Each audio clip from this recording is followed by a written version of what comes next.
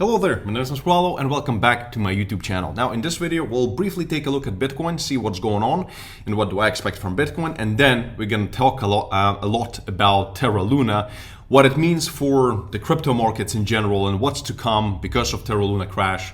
And what does the G7 think about it, and also what's going on with the vote and what's going on with the fork and everything that you really need to know, and a few lessons that you should learn from Terra Luna. So if you're interested in all of that, hit that subscribe button, also hit that notification bell, leave me a like. Let's get to 2,000 likes on this video. Always appreciate to see this kind of support from my YouTube family. And if you don't want to like the video, that's fine, still enjoy this awesome content. Thank you very much in advance if you do like the video. And yes, down in the description of this video there is a link to my free Telegram channel where we discuss a lot of interesting stuff, and it's a growing community, so go join it. It's free, and oftentimes I post most important stuff much faster in Telegram than on YouTube. Right, without any further ado, let's just jump right into it.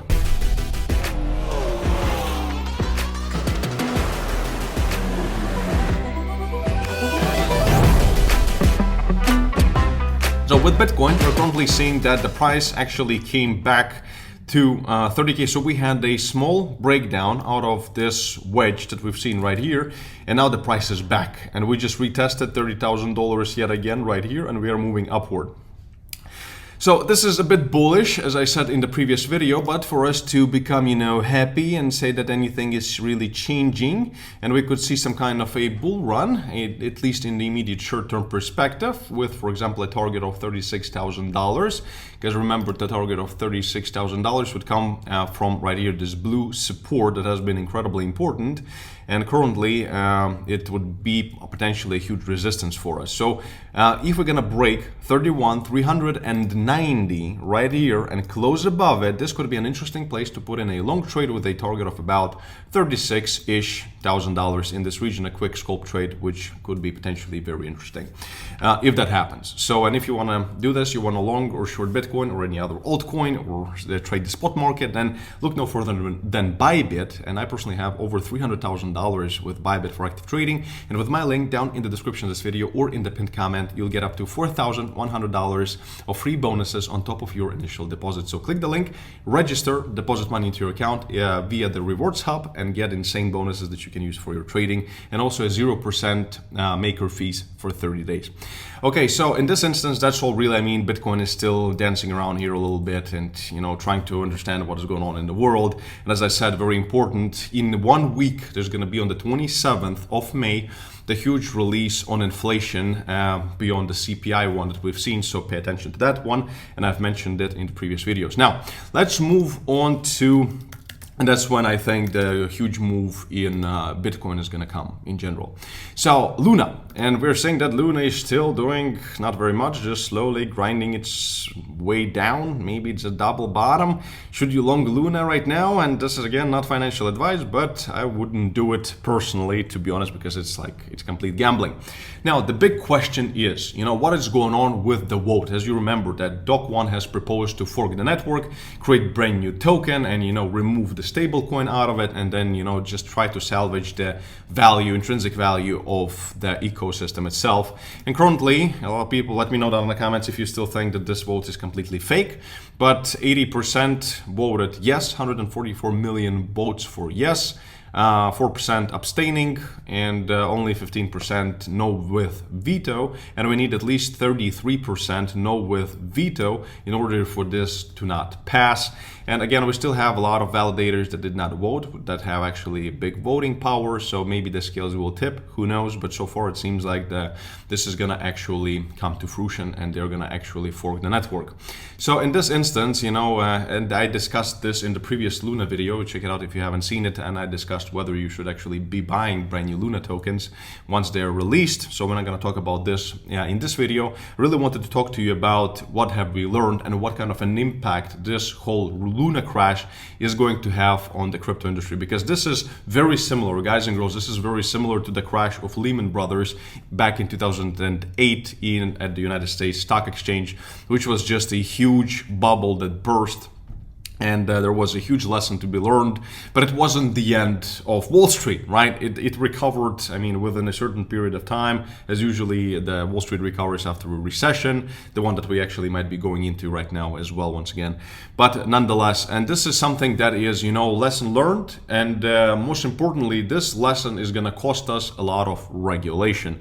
Because, of course, when we have billions upon billions of dollars being wiped out, especially if we're going to take a look at USD, which has been the stable coin of Terra Luna, and currently you will get yourself 7 cents on a dollar if you were holding this stable coin. So of course, something like this cannot go without any notice, and of course the regulators, and this is the hugest impact, the regulators and the governments are going to use this as an example, saying that, oh, see, cryptocurrencies are dangerous, unreliable, blah, blah, blah, blah, blah, blah. So they're going to use this as a reason for regulation. Now the question, and then right now, as I mentioned yesterday, that it's an important 2 days, yesterday and today, about the G7 meeting. And basically right here, you're going to see, So G7 countries urge swift regulation of crypto assets. And basically, in Germany, May 19th, the world's top financial leaders called on Thursday for the swift and comprehensive regulation of cryptocurrencies following turmoil that has seen the demise of Terra stablecoin last week. Blah, blah, blah. In light of the recent turmoil. So basically, what they want, they're urging for crypto regulation. So we are not really seeing anything just yet. So we might see some kind of an update in terms of the information and exactly what are they suggesting and what do they want to see. Again, G7 is going to have, like a recommendation character of their recommendation, basically, of what they see other countries doing and following up on, certain high level of regulation.